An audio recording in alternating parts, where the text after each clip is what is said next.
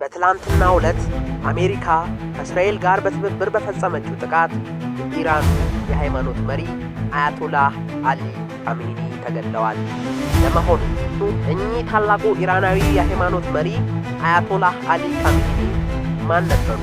በዛሬው ቪዲዮአችን ላይ የምንመለከተው ይሆናል። አብራችሁ ቆዩ። አያቶላህ አሊ ካሜኒ በአውሮፓውያን አቆጣጠር ሚያዝያ 1939 ዓ.ም በማሽሃድ ከተማ ኢራን ሀገር ልደታቸውን አድርገዋል።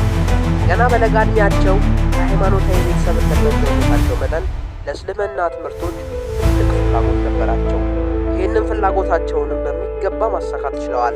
በኢራን ውስጥ ትልቁ የሃይማኖት ማዕከል ወደ ሆነው ቆም ሴሚናሪ በማምራት የቴዎሎጂ ትምህርታቸውን ተከታትለዋል።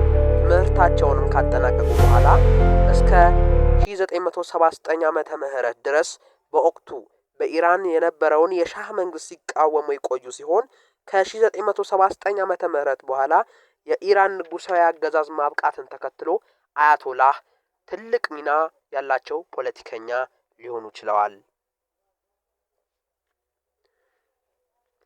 በ1981 ዓመተ ምህረት የኢራን ፕሬዝዳንት በመሆን ተመርጠው እስከ 1989 ዓመተ ምህረት ድረስ በዚሁ ኃላፊነት ሰነባብተዋል።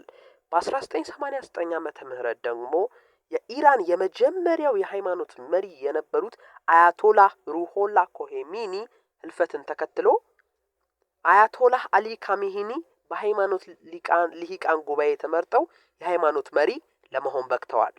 የሃይማኖት መሪ እንደመሆናቸው የኢራን የሚሊታሪ፣ የፍትህ፣ የደህንነት እንዲሁም የዲፕሎማሲ ሂደቶች ላይ ከፕሬዝዳንቶች የበለጠ ሚና ነበራቸው።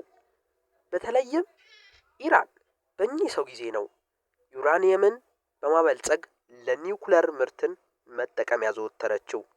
ስልጣናቸውም ከ3 አስርት ዓመታት በላይ መቆየት የቻለ ነበር። አያቶላህ በዘመናቸው ኢራንን ከፐርሺያን ጊዜ ቀጥሎ በታሪኳ ጠንካራ የወታደራዊ ኃይል እንድትላበስ ማድረግ ችለዋል።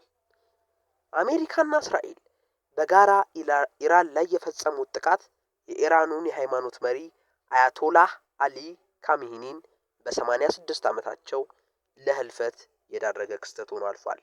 በዚህ የሃይማኖት መሪ ህልፈት ምክንያት ኢራን ብሔራዊ ሐዘን አውጃለች። ኢራናውያንም መሪያቸውን በማጣታቸው ምክንያት ትልቅ ሐዘን ገጥሟቸዋል።